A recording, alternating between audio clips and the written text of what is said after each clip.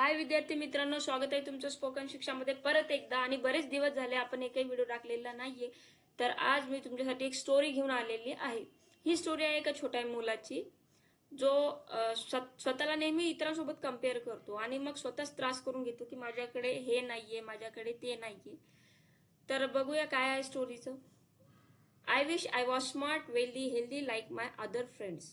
तो काय म्हणतो, काश मी माझ्या इतर मित्रांसारखं वेल्दी हेल्दी असतो. Whenever he see his rich neighbour and wealthy friends he felt like he could never be as successful. जेव्हा कधी तो त्याच्या श्रीमंत शेजाऱ्यांना मित्रांना बघायचा, तेव्हा त्याला नेहमी असं वाटायचं की मी यांच्यासारखा कधीच सक्सेसफुल होऊ शकत नाही. बघा, त्या मुलाचा काय प्रॉब्लेम होता की तो इतरांबरोबर स्वतःला कम्पेअर करायचा, मग ते फ्रेंड असो, नेबर असो, कुणीही असो. बरं, आता इथे तुम्हाला जे रेड कलर मध्ये वर्ड दिसत आहे, ते वर्ड त्याचे मिनिंग तुम्हाला या स्लाइडच्या शेवटी मिळतील, जेणेकरून तुम्ही त्याचा स्क्रीनशॉट घेऊ शकता किंवा लिहूनही घेऊ शकता. तर समोर बघूया. One day he met a scholar. बघा, स्कॉलर म्हणजे काय, एखादा विद्वान असतो, संत विद्वान महात्मा असतो, त्याला पण स्कॉलर म्हणतो. एक दिवस तो एका स्कॉलरला, विद्वानाला भेटला. He was non for enlightening people about their truth. Truth म्हणजे काय, सत्य. म्हणजे तो जो स्कॉलर होता तो कशाबद्दल ओळखला जायचा की तो लोकांमध्ये प्रबोधन करायचा. कशाबद्दल? आयुष्याच्या सत्याबद्दल. लाईफ म्हणजे आपलं जे आयुष्य आहे त्यामध्ये सत्य काय आहे, त्याची जाणीव काय आहे, त्याच्याबद्दल तो इनलाइटन करणे म्हणजे प्रबोधन करणे, म्हणजे खूप मोठा चेंज आणणे, जागृती करणे ज्याला आपण म्हणतो, अवेअरनेस आणणे, तो लोकांमध्ये करत होता. त्यासाठी तो ओळखला जायचा, हा विद्वान. He went to him and share his problem. He म्हणजे कोण? तो मुलगा त्याच्याकडे गेला आणि त्याने त्याचे प्रॉब्लेम त्याच्यासमोर शेअर केले, त्याच्यासोबत शेअर केले. इथं शेअरला ईडी पाहिजे, शेअर्ड हिज प्रॉब्लेम. ठीक आहे, टायपिंग मिस्टेक आहे.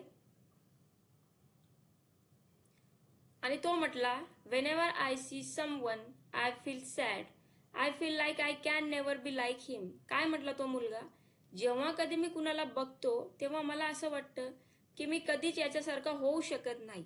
तो कधीच या गोष्टीचा विचार करत नव्हता की समोरचा किती सक्सेसफुल आहे, तो त्याच्याजवळ खरंच ही गोष्ट आहे का, आणि कसलाच विचार न करता फक्त आपण त्याच्यासारखे नाहीयेत, तो खरंच जर सक्सेसफुल असेल तर का आहे, खरंच तो तेवढ्या योग्यतेचा आहे का, असला कसलाच विचार करत नव्हता आणि फक्त त्याला कंपॅरिझन करायची होती दुसऱ्यासोबत. ठीक आहे. Come to garden tomorrow, you will find your answer there. बघा, आता तो स्कॉलर त्याला म्हटला की तू गार्डनला ये, उद्या गार्डनमध्ये ये, तेथे तुला तुझ्या प्रश्नांची उत्तरं मिळतील.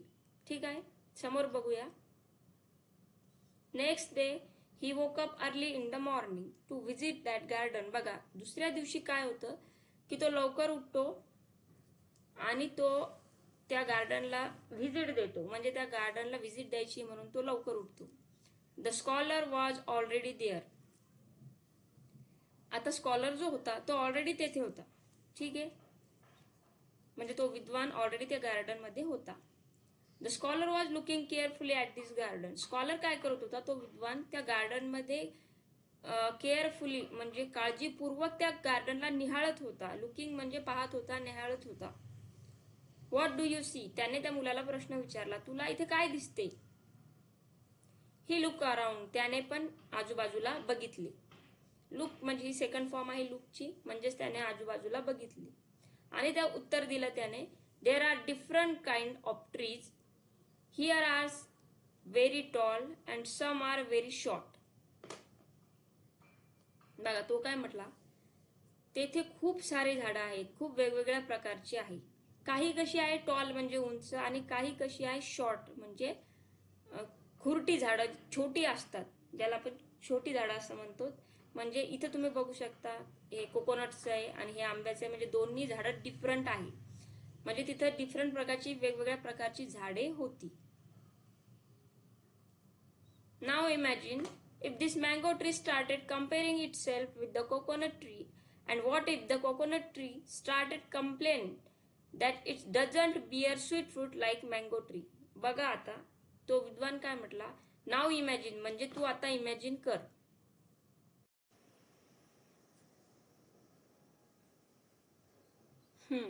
तू आता इमॅजिन कर कसली. इफ दिस मँगो ट्रीज म्हणजे तुला जे आंब्याचं झाड इथे दिसतंय, स्टार्टेड कम्पेअरिंग म्हणजे त्यानं जर स्वतःला कम्पेअर करण्याचं सुरुवात केली, कम्पेअर करण्यासाठी सुरुवात केली विथ द कोकोनट ट्री म्हणजे त्यानं तो जो आंब्याचं झाड आहे त्यानं जर त्या कोकोनट ट्री सोबत, कोकोनट ट्री म्हणजे नारळाचं झाड, त्याच्यासोबत स्वतःला कम्पेअर करणं सुरू केलं. अँड व्हॉट इफ आणि काय होईल. The coconut tree started complain आणि कोकोनटच्या झाडाने जर स्टार्टेड केलं, काय स्टार्ट केलं, कंप्लेन करणं, तक्रार करणं जर स्टार्ट केलं. It doesn't bear sweet fruit like mango tree की त्याला आंब्यासारखे गोड फळं का नाही लागत. बघा आता इथं स्कॉलर काय म्हणतोय, तिथे 2 झाडे त्याने बघितली, एक आंब्याचं आणि एक कोकोनटचं. मग त्याचं म्हणणं काय की आंब्याच्या झाडाने जर कंप्लेन केली की मी कोकोनट सारखा उंच का नाहीये, मी त्याच्यासारखा शेपमध्ये का नाहीये, मी एवढं असा स्प्रीट का झालेलो आहे, किंवा मग कोकोनटच्या झाडाने स्वतःची तुलना केली की मला आंब्यासारखे गोड, आंब्याच्या झाडासारखे गोड फ्रूट का बरं लागत नाहीये, तर मग काय होईल असं त्या स्कॉलरने त्या मुलाला विचारलं. Would it make a sense म्हणजे हा काही सेन्स करतो का, याने काही सेन्स होतं का, मिळतं का, आपल्याला काही अर्थ आहे का या गोष्टीला. तर त्या मुलाचं नाव असतं अरुण. बघा तो अरुण म्हणतो know that would be foolish, हा मूर्खपणा होईल. काय म्हणतो तो, दॅट वुड बी फुलिश म्हणजे हा फक्त मूर्खपणा आहे जर त्यानं असं मनात जरी आणलं तर. कारण मग त्या झाडाचं जे ओरिजिनल महत्व आहे ते राहणारच नाही. एक झाड जर दुसऱ्या झाडासारखं व्हायला लागलं तर मग त्याचं जे बेस आहे ते राहणारच नाही. स्कॉलर म्हणाला, how does this garden look to you, तुला हे गार्डन कसं दिसतंय. The scholar smile and said, that is a truth of universe. बघा त्याने त्याला प्रश्न विचारला की हा गार्डन तुला कसं दिसते, आणि नंतर तो हसून बोलला की हेच युनिव्हर्स म्हणजे हे सगळं विश्वाचं सत्य आहे. Everyone has its unique existence and purpose. प्रत्येक कसं आहे की युनिक आहे, त्याला स्वतःचं असं एक्झिस्टन्स आहे म्हणजे त्याचं जे अस्तित्व आहे ते काहीतरी युनिक आहे आणि तो कुठल्या तरी उद्देशासाठी पृथ्वीवरती आहे. आपण सगळेच सेम जर असतो तर काही उद्देश राहिला नसता, कुणीही कुणाचं काम केलं असतं त्याला काही अर्थ नसता. पण प्रत्येकाकडून एक कृतीची अपेक्षा असते. The mango tree is made to give sweet fruits. बघा मँगो कशासाठी तयार झालेला आहे किंवा मँगोच्या झाडाला देवाने कशासाठी बनवलेलं आहे, तर स्वीट फ्रूट्ससाठी तयार केलेलं आहे. म्हणजेच गोड आंबे देण्यासाठी त्याला देवाने क्रिएट केलेलं आहे. While the coconut tree is build for height and strength. आणि त्याचप्रमाणे जे कोकोनटचं झाड होतं त्याला कशासाठी बिल्ड केलेलं आहे, त्याच्या हाईट आणि स्ट्रेंथसाठी म्हणजेच त्याच्या उंची आणि ताकदीसाठी. बघ their leaves are difference yet both are important. बघा त्यांचे आयुष्य डिफरन्स जरी असली, त्यांच्या आयुष्यामध्ये डिफरन्स जरी असला तरी ते दोन्ही इम्पॉर्टंट आहे. After hearing this Arun had a moment of realization. Realization म्हणजे काय, जाणीव होणे. हे सगळं ऐकल्यानंतर त्या अरुणला कशाची जाणीव झाली, त्याला स्वतःचीच जाणीव झाली की अरे आपण कुठेतरी चुकतोय. He understood that every person has unique strength. त्याला कळालं की नाही, प्रत्येकाला त्याची त्याची वेगळी ओळख आहे आणि आपण उगाच स्वतःला कम्पेअर करत असतो. After this he stop comparing himself to others. बघा ते ऐकल्यानंतर त्यांनी स्वतःला कम्पेअर करणं थांबवलं. And started focusing on his weakness. आणि त्याचे विकनेस जे पॉइंट होते की माझ्याकडे हे नाहीये, मला हे येत नाही, माझ्यात ही कमी आहे, त्यावर त्याने काम करायला स्टार्ट केलं. त्या दिवशीपासून त्याने कधीच कम्पेअर केला नाही की मला याच्यासारखं व्हायचं, मला त्याच्यासारखं व्हायचं. जी सवय आपल्यामध्ये असते ना प्रत्येकामध्ये की आपण एखाद्याला बघतो आणि लगेच आपण स्वतःला लगेच कम्पेअर करायला सुरुवात करतो. हिचा रंग असा आहे, याचा रंग तसा आहे, याच्याकडे ही वस्तू आहे, त्याच्याकडे गाडी आहे. काहीच गरज नाही या गोष्टींची, कारण तुमच्या जवळ जे आहे ते खूप स्पेशल आहे. इव्हन तुम्ही स्वतः खूप स्पेशल आहात. ही जाणीव त्या अरुणला झाली होती. And realized that when he worked according to his own abilities, he felt true satisfaction. बघा आणि त्याच्या लक्षात आलं की जेव्हा तो त्याच्या क्षमतेनुसार काम करेल तेव्हा त्याला खरंच सॅटिस्फॅक्शन मिळेल. सॅटिस्फॅक्शन म्हणजे समाधान. Slowly his confidence returned and he began to see his life from a new perspective. बघा, स्लोली म्हणजे काय जाणीव झाली त्याला? त्याला ही फेल ट्रू सॅटिस्फॅक्शन म्हणजे त्याला खरं समाधान मिळालं की नाही, आता मी माझ्या ॲबिलिटीजवर काम करायला हवं. स्लोली हिज कॉन्फिडन्स रिटर्न म्हणजे हळूहळू त्याचा कॉन्फिडन्स पण रिटर्न आला. And he began to see his life, आणि त्यानं काय केलं, सुरुवात केलं. बिगेन म्हणजे काय, सुरुवात करणे. कशाला त्यानं सुरुवात केली की आयुष्याकडे म्हणजे लाईफकडे त्याने दुसऱ्या पर्स्पेक्टिव्हने बघायला सुरुवात केली. विथ हिज हार्डवर्क म्हणजे त्याच्या हार्डवर्कमुळे त्यानं बघायला सुरुवात केली. ही बिल्ड अ सक्सेसफुल बिझनेस. त्यानं काय केलं, एक सक्सेसफुल बिझनेस बिल्ड केलं म्हणजे उभारलं.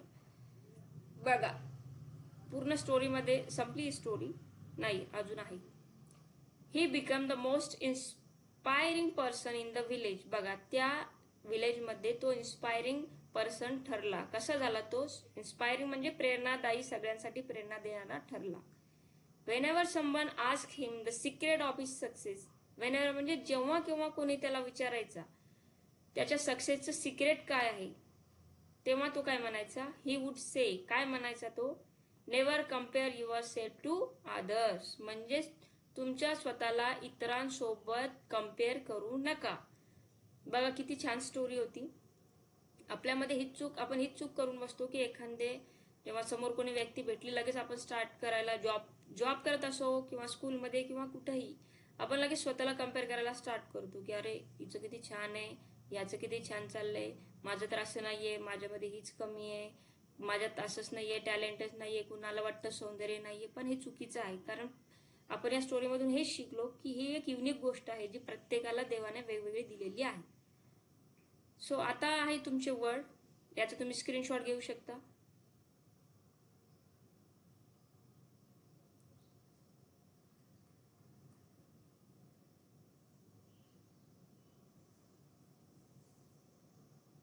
किंवा तुम्ही लिहूनही घेऊ शकता.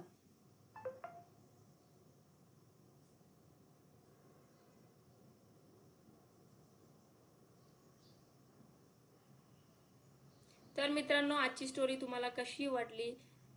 जर तुम्हाला आवडत असेल तर जास्तीत जास्त शेअर करा, लाईक करा.